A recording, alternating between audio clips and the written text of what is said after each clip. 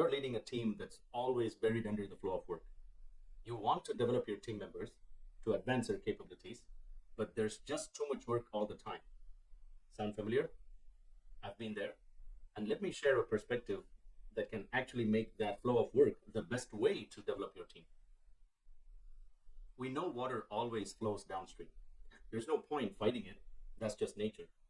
But some clever folks figured that if we channelize that flow of water and send it through turbines, we create free energy. Now, consider the flow of water as our flow of work, and consider our people as turbines. So if we leaders can strategically channelize our flow of work through the right people, then we create free development, skills gained at no extra cost. And this, in a nutshell, is what I call the turbine model of leadership.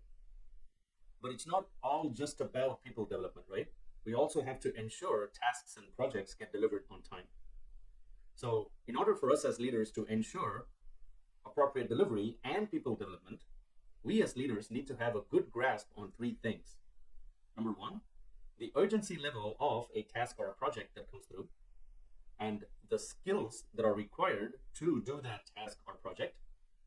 And most importantly, a good grasp of the skill gaps of each team member in our team based on their aspirations and based on rounding out our team capabilities.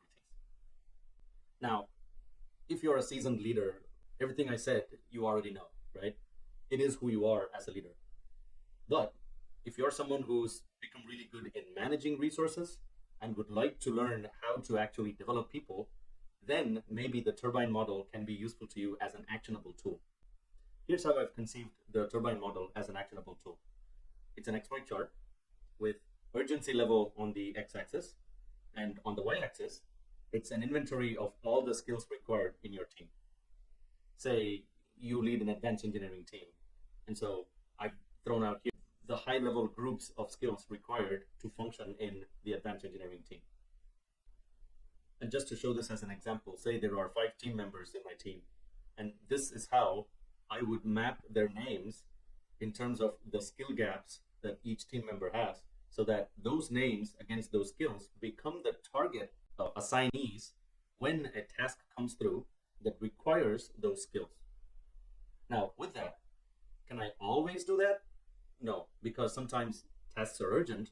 And so in that scenario, the idea is to choose a person who is already well-versed in that skill, who can do it really fast. Or even if, let's say, they don't have the bandwidth, then that's when we as a leader jump in and take it on as an urgent task. On the other hand, say a task comes in, whether it's urgent or not, there's not much learning potential in it because it's more of a general engineering management type task or project. Then what do? We as a leader jump in and do that because somebody needs to do it, and we as a leader step forward and do it. If our bandwidth is full, then we look around one of the people who can do it, and we request them to do it depending on their bandwidth, right? Now, you're probably also thinking, what about my development plan? And this is where it's important to work for a leader ourselves who also has the same turbine model in their mind. Our name would be on our leader's XY chart, the turbine model. And so our leader would give us tasks and projects that are meant to grow and develop our skills. Some of you may have a question on how is this different from Ken Blanchard's delegation model? Fair, but I want to bring out the nuance here. The turbine model is primarily intended for developing people as a deliberate effort, whereas the delegation model actually serves the leader with delegation styles based on their people's experience levels. So really serving the leader, not the people. But the turbine model is intended to serve the people. At this point, there may also be the question of why? Why do all this? What's the value? Well, developing people is an investment. And like any investment, it will consume some of our resources upfront. It may slow down our team a bit initially, but our people are smart, perhaps smarter than us.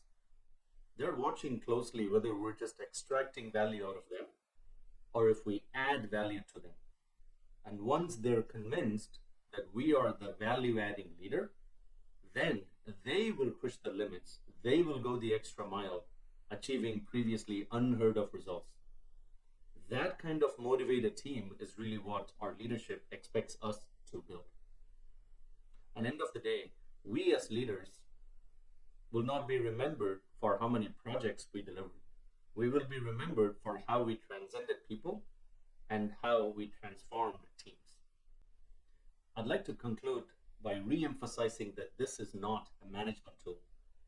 It is a leadership tool intended to make people development a consistent priority, the sustainable way to build high-performing teams. And I'd love to hear your experiences in developing people. Have you tried similar methods before?